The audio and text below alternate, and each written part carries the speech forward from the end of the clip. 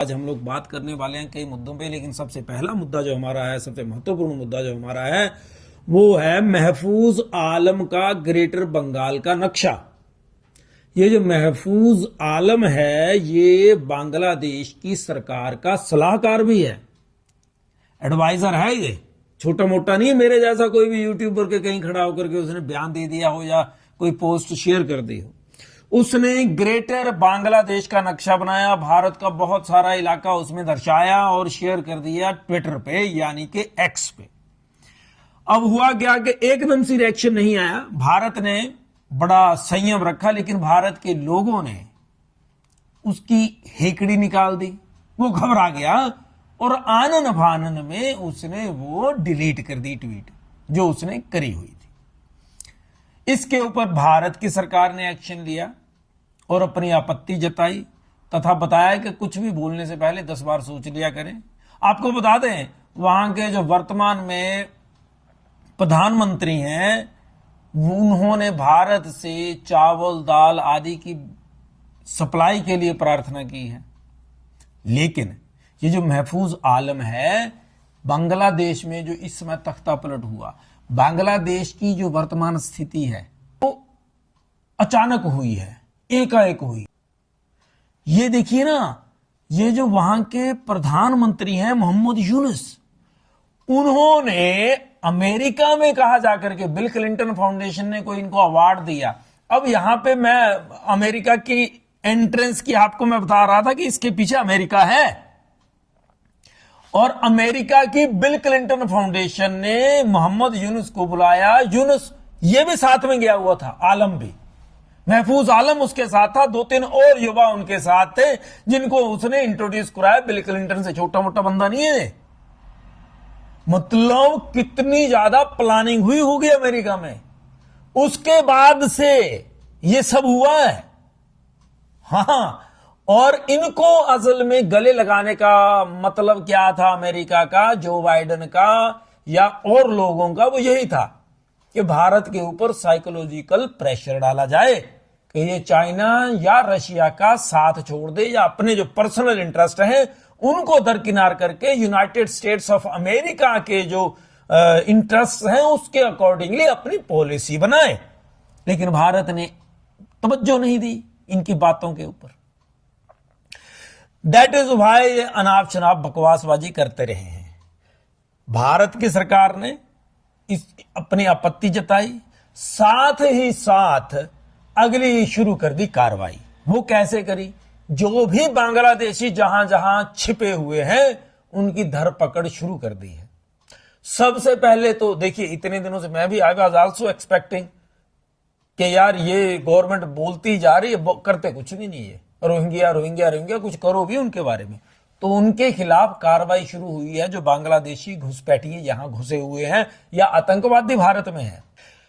अभी 2 आतंकवादी हमारे पश्चिम बंगाल में पकड़े गए हैं, उसके बाद 8 आतंकवादी पकड़े गए हैं असम में, और 1 केरल में भी पकड़ा गया है, जिससे अब आगे की उनकी क्या प्लानिंग थी उसकी सारी जानकारी प्राप्त कर रही है सरकार। उसके साथ साथ अलग अलग राज्यों में जो रोहिंग्या है या अवैध बांग्लादेशी हैं, कहां कहां पे इनके डॉक्यूमेंटेशन होती थी, डॉक्यूमेंट्स बनते थे। जैसे अब दिल्ली में जो पकड़ा गया बांग्लादेश का नागरिक, जो पश्चिम बंगाल में आता था, आया और पश्चिम बंगाल में आकर के उसने बाद अपना आधार कार्ड और सब कुछ बनवाने के बाद वो दिल्ली में आकर के रहने लग गया। तो वो कैसे, अच्छा, इस सारे सिनेरियो में अगर आप देखेंगे, अब ममता बनर्जी कहीं ना कहीं बैकफुट पे है। अब उनको यह रियलाइज होने लग गया है कि महफूज आलम जैसे लोगों को मैं अपनी बगल में बिठा के रखती हूं, और ये वाले लोग किसी के नहीं है। अगर ये अपने देश का ऐसा हाल कर सकते हैं तो ममता बनर्जी की तो क्या, उनकी अब वो तो एक मुख्यमंत्री ही है ना। तो अब ममता बनर्जी की भी चुप्पी ये सिद्ध करती है कि वो सेंटर गवर्नमेंट की जो कार्रवाई आतंकवादियों के खिलाफ हो रही है, उस कार्रवाई को स्वीकार करते हुए, स्वीकारोक्ति करते हुए उनको भी एश्योर करती है कि पश्चिम बंगाल सरकार सेंट्रल गवर्नमेंट के साथ है आतंकवादियों के विरुद्ध कार्रवाई में। यह भारत के लिए बहुत अच्छी और प्रफुल्लित करने वाली खबर है, क्योंकि भारत के नेता किसी भी राजनीतिक दल के हों, जब बात भारत की आ जाए तो हमें एक हो जाना चाहिए। जब बात देश की आ जाए फिर कुछ ऊपर नहीं भैया। ये सोच अगर हम लोगों की, हमारे नेताओं की हो जाए, फिर तो अमेरिका की क्या औकात, जॉर्ज सोरस की क्या औकात। लेकिन दिक्कत है कहीं ना कहीं हम लोग कमजोर हो जाते हैं। हमारा जो अंतःकरण कहीं ना कहीं लालच में आ जाता है, फिर हम लोग वो कर जाते हैं जो नहीं करना चाहिए साधारणतया। उधर पाकिस्तान और चाइना की बातचीत होनी थी। चाइना ने बातचीत कर दी स्टॉप, यानी रोक दी, और पाकिस्तानी को वहां से भगा दिया बातचीत करने वाले स्थल से। उसका कारण सुनकर के आप हैरान रह जाएंगे। पाकिस्तान जहां दूसरे देशों में घूमता फिरते हैं, पाकिस्तान के नेता कटोरा लेकर के भिखारियों की तरह जैसे बांग्लादेशी घूम रहे हैं, तो दूसरी तरफ चाइना के पास इस बार गए तो उन्होंने बोला देखिए हमें ना आप सेकंड स्ट्राइक न्यूक्लियर जो एबिलिटी है वो दे दीजिए। सेकंड स्ट्राइक होता क्या है मैं थोड़ा समझा देता हूं। जो सेकंड स्ट्राइक है इसका अर्थ होता है कि मान लो किसी ने परमाणु बम फेंका और जो हमारे परमाणु हथियार थे जमीन के ऊपर वो डिस्ट्रॉय हो गए, उनका यूज कुछ नहीं रहा। अब हमारे पास कोई योग्यता नहीं है दूसरे देश के ऊपर अटैक करने की, क्योंकि जो हमारे जमीनी परमाणु बम थे वो तो खत्म हो गए। लेकिन जिन देशों के पास, भारत के पास है, समुद्र के अंदर हमारी सबमरीन्स हैं, पनडुब्बियां जो परमाणु हथियारों से लैस हैं, और हवा में जहाज हैं जो परमाणु बमों से लैस हैं। मतलब हम लोग, भारत के पास ये योग्यता है कि वो सेकंड स्ट्राइक कर सकती है। सिर्फ यही नहीं, पाकिस्तान को यह भी पता है कि जो देश चंद्रमा पर पहुंच सकता है उसके लिए कहीं भी पहुंचना असंभव नहीं है।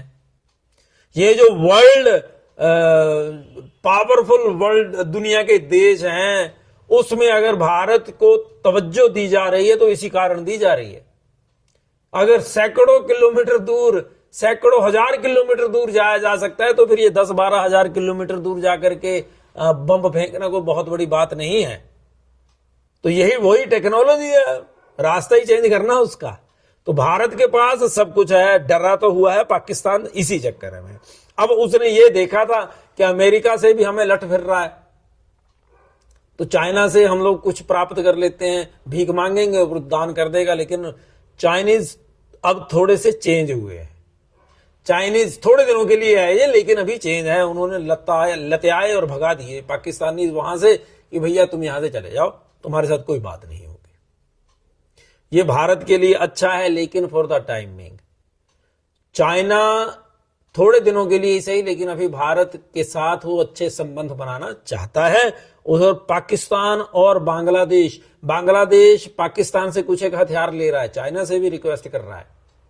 हाँ, पाकिस्तान से कुछ एक हथियार लेने के लिए गया था मोहम्मद यूनुस, और भी कई देशों से हथियारों की गुहार लगा रहा है कि हमें हथियार दे दो, लेकिन जिनके पास खाने के लिए नहीं है वो हथियारों का कर्जा कैसे चुकाएंगे, ये बाद की बातें हो जाएंगी। लेकिन एक और बात जो बड़ी महत्वपूर्ण है, जो भारत से संबंधित है, वो ये है कि सुप्रीम कोर्ट ऑफ इंडिया ने प्रशांत भूषण जैसे जो मक्कार वकील हैं उनको एक और झटका दे दिया। गाजियाबाद में एक धर्म संसद होनी थी जिसके विरुद्ध इन्होंने जाकर के, प्रशांत भूषण ने जाकर के सुप्रीम कोर्ट में दखल दिया। सुप्रीम कोर्ट में तो मुख्य जो हमारे जज हैं, मुख्य न्यायाधीश, उन्होंने हड़काया कि भैया जाकर के मेल करो, उसके बाद देखेंगे। मेल करी तो प्रशांत भूषण की मेल आई। ये पहली बार हो रहा होगा। प्रशांत भूषण ऐसे लोगों में से हैं जो 25-30 ऐसे वकील हैं ना, जो जिनकी बहुत दूर दूर तक बड़े लोगों के साथ पहुंच है, और उनसे चीफ जस्टिस डरते रहे हैं। पिछले जो चीफ जस्टिस रहे हैं, जो भी हों, जब भी ये प्रशांत भूषण, कपिल सिब्बल टाइप जो भी वकील जाता है तो इनके सामने नतमस्तक हो जाते थे, क्योंकि डरते हैं। उनका ये करियर खराब करने की योग्यता रखने वाले वकीलों में से हैं। तो इस समय इसको प्रशांत भूषण को झटका देना बहुत बड़ी योग्यता है, यानी कॉन्फिडेंस लेवल हमारे सुप्रीम कोर्ट के जज का काफी हाई है। उन्होंने हड़काया प्रशांत भूषण की मेल देख करके, बोला यार आप लोग यहां उठा करके मुंह आ जाते हो रोज नहीं ऐसी बेमतलब की मेल लेकर के, हाई कोर्ट क्यों नहीं चले जाते? अब हाई कोर्ट ये जाते नहीं, उसका कारण ये है, ये जितने भी वकील है ना, बड़े बड़े नाम है जिनके, ये असल में फिक्सर है, दलाल टाइप है ये। हाई कोर्ट में इनकी कोई नहीं सुनता, सुप्रीम कोर्ट में सीधे चले जाते हैं, क्योंकि जितने भी इनके दाव पेच हैं या कोई लेने देने वाले जो लोग हैं वो सारे वही हैं। ये पता कब चला था? अब जैसे ऑनलाइन हुई ना सारी डिटेल्स हमारे जो न्यायालय हैं इनकी, तब ये पता चलता है कि ये लोग तो ऐसे थे कि ये सुप्रीम कोर्ट में 33 जजों की बेंच है, 33 जज होते हैं। तो किस जज के पास, जो कि कौन सा जज है उसकी बेंच के पास अब इनका केस जाएगा, ये वकील निर्धारित करते थे। कोर्ट सुप्रीम कोर्ट नहीं या जज निर्धारित नहीं करते थे। ये प्रशांत भूषण टाइप वकील बताते थे कि इस कोर्ट के पास भेज देंगे हम अपना केस, फिर हमारी पेपर हो जाएगी। ये वो वकीलों की गैंग है जो रात को आतंकवादियों के लिए कोर्ट खुलवा देते हैं। यहां साधारण व्यक्ति अपने लिए अगर कुछ पूछने जाए तो उसके लिए देखो ना कितने कानून और कितने रास्ते और कितना ये सब, उम्र बीत जाती है। और ऐसे लोग 2 मिनट, तो उन्होंने वहां से, किसने, चीफ जस्टिस ऑफ इंडिया ने वहां से भगा दिया प्रशांत भूषण को ये बोल करके कि ऐसे केस लेकर के यहां मत आइए, आप लोगों के पास समय होगा, हमारे पास तो और भी समय की कमी है, क्योंकि हमारे पास काम ही बहुत है। ये बेमतलब के फिजूल के केस लेकर के नहीं आना। और रही बात है धर्म संसद की, वहां कुछ होगा तो हम देख लेंगे, अगर आपको ज्यादा दिक्कत है तो हाई कोर्ट चले जाओ। और इस तरह से भारत के सुप्रीम कोर्ट में जो वर्तमान न्यायाधीश हैं, उन्होंने आत्मविश्वास का प्रदर्शन करते हुए लाज रख ली सुप्रीम कोर्ट की। नहीं तो चीरहरण करने वाली ये जो गैंग है ये हमेशा से करती रही है थोड़े दिन नहीं, क्योंकि ये जो सीजे आई हैं, चीफ जस्टिस ऑफ इंडिया, ये रिटायर हो जाएंगे 6 महीने के अंदर अंदर, 1 महीना हो गया, 4-5 महीने बचे हैं। उसके बाद देखेंगे कि आने वाले जज की रीढ़ होती है या फिर वो वैसे ही जैसे पहले जज किया करते थे वैसा ही वही रूटीन अपनाएंगे, इन बड़े बड़े वकीलों के सामने नतमस्तक होते जाएंगे।